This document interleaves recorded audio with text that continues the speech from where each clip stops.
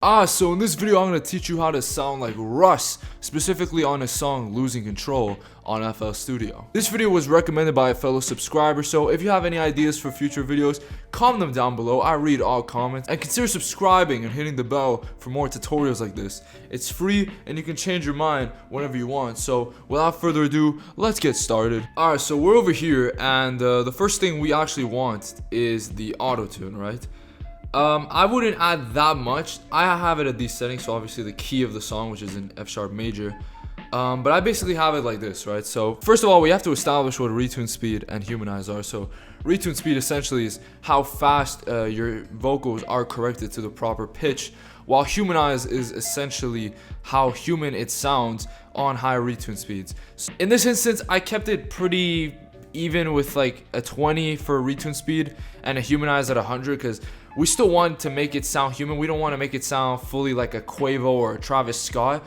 Russ can decently sing, so I mean, this is like what I'd put for auto-tune effects, right? Once you're done with that, it's time for a compressor, and I decided to choose the Fruity Multiband compressor because unlike the limiter or the Fruity compressor, this one actually targets 3 frequencies. It targets the lower frequencies of your vocals, the mid frequencies, and the high frequencies of your vocals.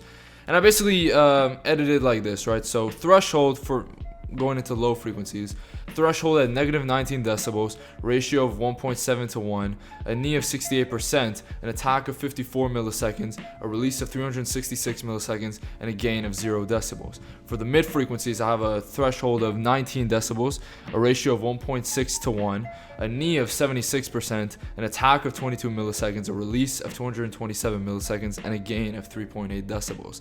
And finally, for the high bands, I have the threshold at -11 decibels, a ratio of 3.4 to 1, a knee of 96%, an attack of 5.1 milliseconds, a release of 20 milliseconds, and a gain of 4 decibels. So once you're done, your vocals end up sounding like this. So as you can see, compared from before and after, your vocals are very much more bright and clear and full, I guess you can say. But anyway, let's get into the next part, which is Fruity Maximus. Now, this is basically I basically use this as a de-esser. So you go over here to de-esser split band, and this is basically going to remove the really sharp S, the S sound during your singing. There isn't really much else to add about it. I basically just have it like this. Just a quick break from this video, but if you're trying to release your music on Spotify, Apple Music, you name it, click the link in the description below because it will give you 7% off DistroKid, which is easily the best music distributor you can be using. DistroKid's already just 20 bucks, so 7% off that is just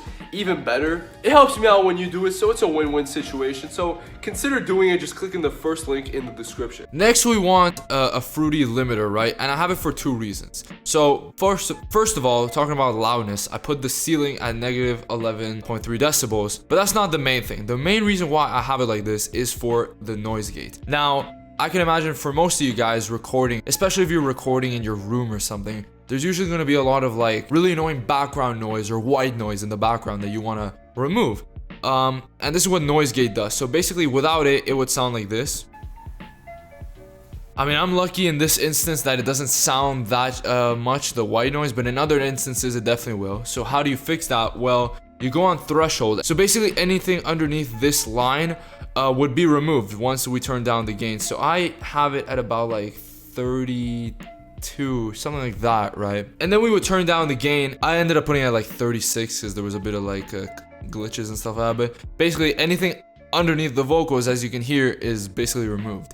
You could mess around with release, which makes it a little smoother, but I mean, I don't really see any problem with it as of right now, so I just kind of have it at 50 milliseconds. It's standard form. And once you're done with that, you want some Fruity Parametric EQ. And all I really did was remove the sub bass because that is where most of the muddiness and the rumbling frequencies come from in a vocal mix. So how do you fix that? You go to default, then you right click on band 1, for instance. You go to type, high pass, and then I put it at order steep 8 and then dragged it around this line where the C2 is, right? That's really basically it, because your vocals still have bass, right? And you obviously have everything else, but you remove the rumbling and the muddy frequencies that can very much annoy the mix. Next, for a crispy professional touch, I added some sound organizer, only at about like 25%, but you can definitely tell the difference. I mean, if we compare from before and after,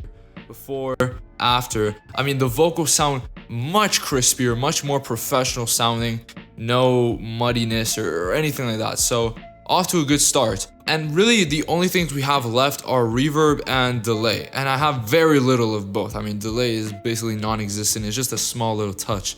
But for reverb, for instance, just keep in mind that the mix level I have at 34%. I really didn't mess with anything. The only things I did over here is I put both the wet level and the early reflection to 50%, right? But literally everything else is the same as it was before. Then obviously mix level of 34%, and your vocals sound like this.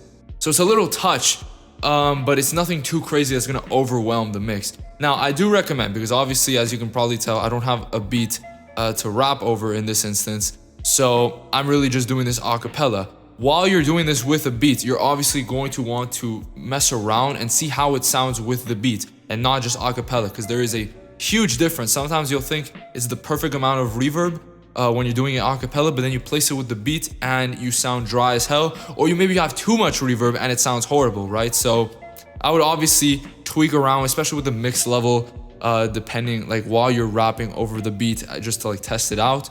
And then finally, we have the delay over here, which I have at a mix level of 3 to 4. Just as you can see, just a small little touch. And the only thing I did was I panned I put it at ping pong and I panned it hard right. And it basically just makes it where one will go over here, one will go over there, etc.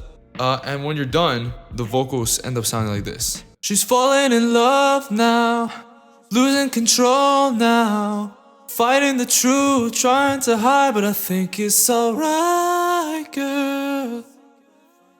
But I think it's alright, girl. Admittedly, the vocals were a bit weak there, so my apologies. But anyway, boys, that's basically been the video for today. Hopefully this has been helpful, and if it has, consider subscribing and hitting the bell for more tutorials like this. I do them on FL Studio, Audacity, GarageBand, you name it, and on a bunch of different genres: R&B, indie, hip-hop, literally whatever, basically anything you recommend, I will make a video on, right? Also, this is completely new and I just kind of want to shamelessly plug it, but I started a Discord server by the request of my fans and subscribers, so it has very few people right now. I mean, I'm trying to build it up a little bit and I don't really know how to, so if any of you guys are a little more experienced, consider joining and helping out.